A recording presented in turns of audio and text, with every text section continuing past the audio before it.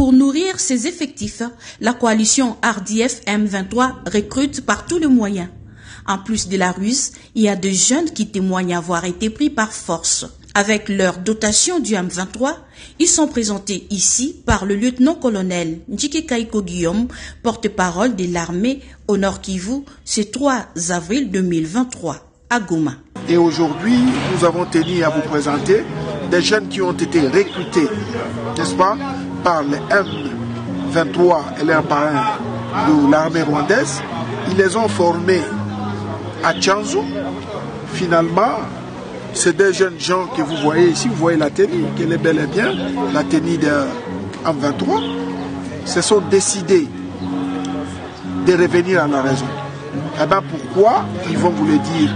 Eh bien, mais du moins, ils sont passés aux aveux pour dire qu'au regard de tout ce qu'ils ont eu là-bas comme traitement, mais aussi au regard des promesses fallacieuses, ils se sont rendus compte que le M23 est un mouvement sans lendemain et qu'il était encore trop tôt pour eux de revenir à la raison. Donc, c'est comme des enfants prodigues. Jérémy Luanda Kamala et Emmanuel Katirissa, jeunes de Massissi, recrutés à Roussayo, se sont soustraits du mouvement à partir de Kichanga où ils ont été déployés selon leurs propres témoignages. Kumbe naye ni politike yake tu, iko sali kwa chakula makuta, kiye tena kufika kula katutoroka katuacha kula. Wakati yenyewe tumeangalia na sie vinatushinda, na sie tumewatoroka, ni tumeshafika Kichanga. Njoo kwa sasa kama tuko ku gouvernement, njoo tunataka gouvernement ayo peke njoo yaamue kama ni kutuua, kama watatufanyizia wale wanataka, lakini ni hatuko tena kwa wale waadui walikuwa walishakatubeba.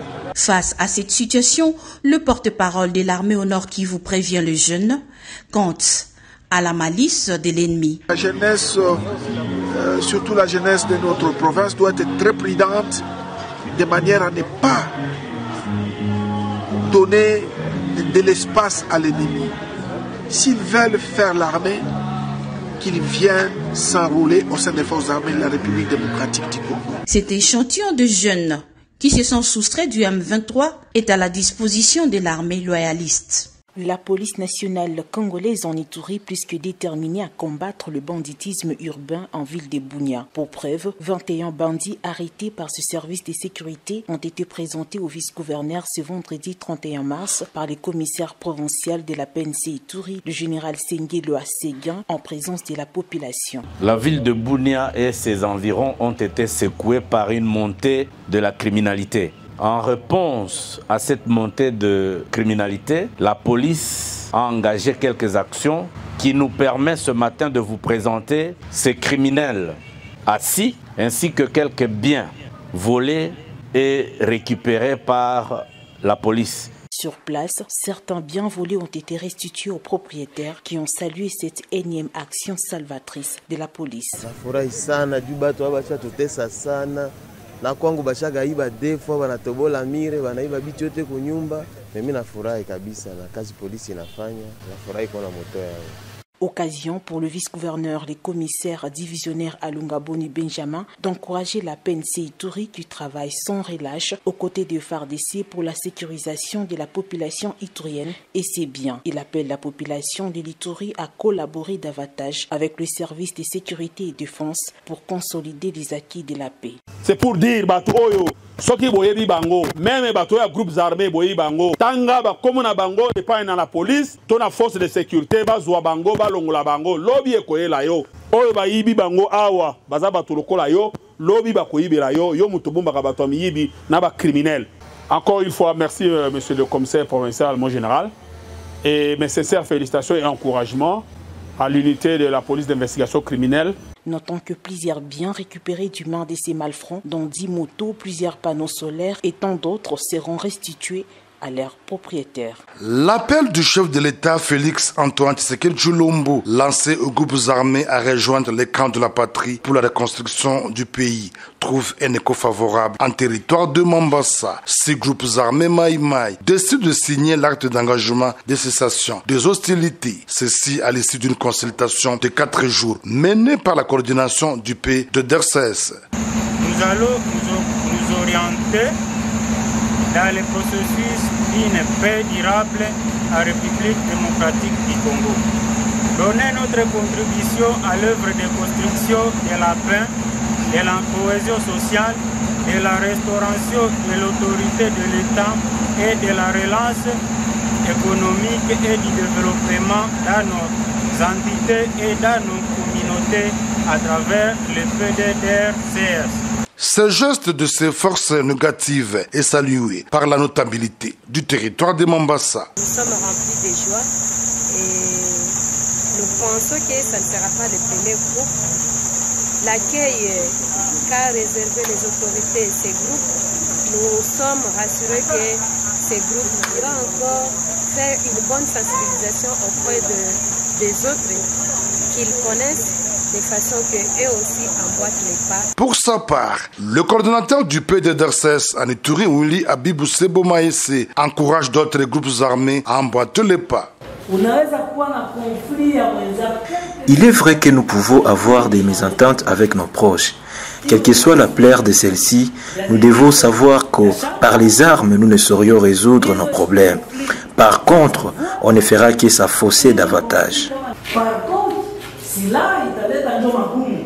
Signalons que la reddition de ces maïmaï intervient après la remise des armes d'un groupe d'autodéfense devant le vice-ministre de la Défense nationale et ancien combattant lors de son séjour en Ituri. Ceci s'inscrit dans l'approche non militaire privilégiée par le gouverneur Luboyanka Choma-Johnny dans la résolution de conflits. Bunia, chef-lieu de la province de l'Ituri, une ville à plein élan du développement depuis l'instauration de l'état de siège. La population doit avoir une connaissance parfaite sur le code de la route. Ceci pour éviter de nombreux cas d'accidents dénombrés par la police de circulation routière dans cette ville cosmopolite. Conscient et engagé dans cette lutte, un jeune Iturien, Jonathan Djamba, ingénieur électromécanicien, met son savoir-faire en faveur de la communauté en installant un panneau lumineux de signalisation au rond-point pique-nique sur le boulevard de Libération. Je faisais l'ISTA Goma aux facultés d'électromécanique. C'est de là qu'il m'est arrivé aussi l'idée de faire des signalisations routières parce que la ville de Goma m'a un peu impressionné par rapport à leur conception.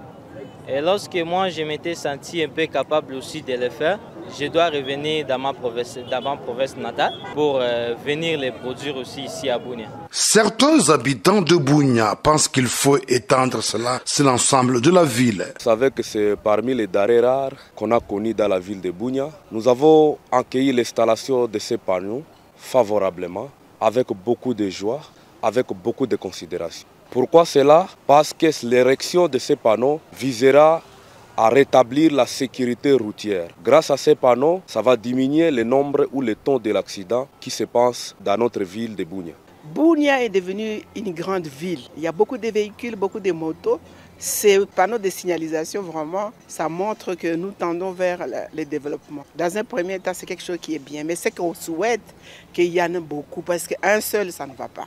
Il nous faut au moins dans tous les grands points qu'il y ait des points. Comme ça, on va régulariser au niveau de toute la circulation. Du côté de la police nationale congolaise, le respect des consignes inscrites dans le code de la route doit être de mise. Et depuis qu'on a implanté ces panneaux de signalisation, nous avons senti effectivement qu'il y a une baisse sensible des cas d'accident sur l'artère principale qui est le boulevard de Libération de la ville de Bunia. C'est ainsi que je demande à tous les usagers de la route de respecter ça, de respecter les panneaux de signalisation. Quand vous voyez la lumière rouge, c'est-à-dire là, il faut stopper. Quand c'est la lumière verte, là, on vous donne accès au passage. Et quand c'est la lumière jaune, c'est le temps intermédiaire entre les deux. Donc, nous recommandons à tous les usagers de la route de respecter le panneau de signalisation pour nous éviter des cas d'accident. Signalons que le panneau de signalisation lumineux est une première au chef-lieu de l'Ituri. De telles initiatives méritent d'être encouragées pour le développement de cette province en voie de stabilisation pendant cette période de l'état de siège.